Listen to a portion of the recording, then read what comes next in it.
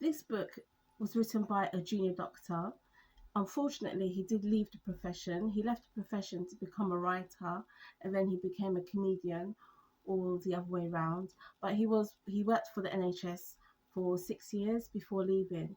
So this book is his diary of his experiences, his interactions with the patients, with his colleagues, the dilemmas he would find himself in, his learning process there. I read this book so fast. I was addicted to this book when I read it. It's a funny book. You laugh. It is funny, but it's really sad as well. So it's just, you have to read it. It's really, really painful in some parts, but in other parts you just laugh. It's just hilarious. And sadly, sometimes you're laughing at the situation he's been put in, rather than, haha, that was funny. Just you you laugh at his situation, his dilemma, his predicaments. It also explores his, as I said, his interactions with the patient, with his colleagues. He's also married. He's married to a producer. So you also have your work life impacting your home life. So there's that aspect to it. This book was on the bestseller list, and it was adapted to a BBC program as well, so you can actually watch this on, as a program. He done some live shows. I didn't attend any of them, but he did do some live shows as well, that people were able to go and see. I feel when he wrote this book, a lot of people in healthcare felt like he was speaking on behalf of them. Obviously, I'm not a junior doctor, but just the challenges and the just the conflicting priorities, the bureaucracy, a lot of it we could all relate to. And I feel he became, because he's so talented in the way he communicates his experiences, I feel like he probably became an ambassador for us. And it's so unfortunate he left the profession. I'm not going to spoil anything for you in regards to the book. I do recommend you read it. I'm going to read out a page for you. And I think also as well with this book, what makes it interesting, because I spoke to a doctor about this book, about how they found it, and the same, they could relate to it. They were, they found it funny, they found it sad, you know, parts that angered them, you know, just the frustration of different aspects of working in that environment under those conditions. Working in healthcare, I mean, people in general, we all need outlets, and so it also showed us how important it is to be able to vent, to be able to just debrief, to be able to just communicate with somebody that isn't going to judge your thoughts or your just it just shows that, yeah, we all sometimes just need to take time out, debrief, communicate, be able to have that safe space to discuss the frustrations and challenges at work. Obviously, we have the whole confidentiality thing where we can't disclose information in regards to our patients, and he hasn't disclosed anybody's identity in any way. He hasn't used any identifiable, details of any patients. He's just given the story in a very anonymous fashion.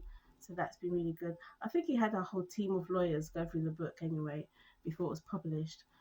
But yeah, this book, I really enjoyed this book. I mean, apart from seeing the struggles that junior doctors do go through firsthand, it was good to have the insight.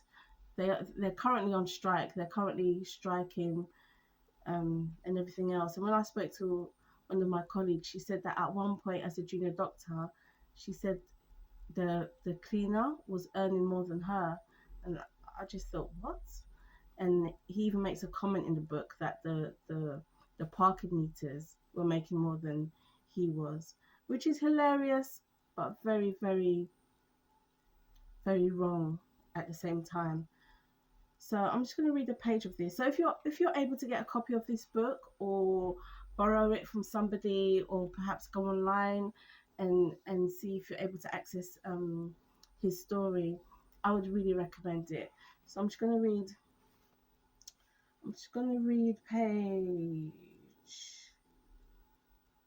I'm going to read page 178 and 179.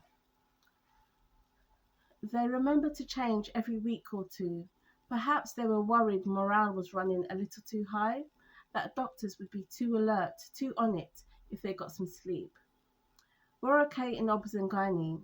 The early pregnancy assessment unit sister took pity on us, no doubt clocking the size of the bags under our eyes, and had a spare key cut so we could kip on a hospital bed in her unit. It's an act of charity so kind and so rare that it made my colleague Fleur cry, and then scour the honours website trying to work out if sister would be eligible for an OBE. It's hard to describe the joy of hearing you'll have a bed to lie in after a few night shifts spent trying to snatch some sleep in our office chair. It's a bed with stirrups, but beggars can't be choosers. I'd have accepted a bed with a grand piano dangling from the ceiling above it by a single pube if there was any chance of some shut-eye. I suddenly realised it's also a bed with an ultrasound machine sat next to it. I check JS is still good to walk and take her off upstairs. If all looks well on a quick scan, she can head home. And I won't even bill the NHS the £400 I've saved them through my ingenuity. In retrospect, it was a mistake to not tell the A&E sister I was borrowing the patient. I imagined being informed of some bit of protocol that meant I wouldn't be allowed to, and nobody's got time for that kind of argument. It was also a mistake not to book a porter to take her up with me in a wheelchair. But the biggest mistake of all was definitely made by the A&E officer, who told me the patient had had a negative pregnancy test. Unless negative pregnancy test is the rather confusing term he uses for I have not performed a pregnancy test.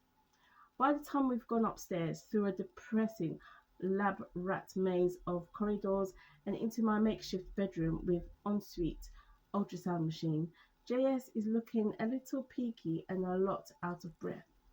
Ultrasound of her abdomen shows a ruptured ectopic pregnancy, her belly swimming with blood. Instead of being where she should be, in close proximity to life-saving equipment, she's kicking back with me in a closed-off part of the hospital, like we're two teenagers who slunk off for a snog. Half an hour of panicked phone calls later, we're in theatre. JS is a few bags of blood better off, a fallopian tube worse off, and will be absolutely fine. I have no idea what the moral of this story is. Okay, so that's just one chapter, and what I find interesting about that is actually he's meant to be on his break. He's meant to just sneak off somewhere and have a little 2-minute, 3-minute nap, and he's realised actually that where he's about to sleep, it has an ultrasound machine. Then he's remembered a patient that he's just left downstairs that needs a scan. He's gone to get her. Turns out it may not have been the best idea. But it's that type of dilemma where you feel like perhaps you can be proactive and do something to help a patient, which can actually backfire if you haven't followed the due protocol, which probably would have taken longer, but ultimately when it hits the fan, you'd be protected. So yeah, so that's this is going to hurt, and that phrase itself is a phrase that some health professionals use perhaps when they're about to do an internal examination or otherwise, and it's just a heads up for the patient. This is going to hurt, brace yourself. And so it's a brilliant book. Perhaps if you're about to go and work in the NHS, it might be a good idea to get a copy of this book, because it definitely gives you a more realistic aspect of what working in the NHS is like. We all love the NHS. We all want to save the NHS. However, there are issues within that realm that we all need to be aware of and possibly need to address. So this is Going to Hurt by Adam Kay. Brilliant book. I loved it. Very easy reading, and it's also been made into a BBC program. So if you know, I just recommend that for you. Thank you for your time. Please subscribe to my channel.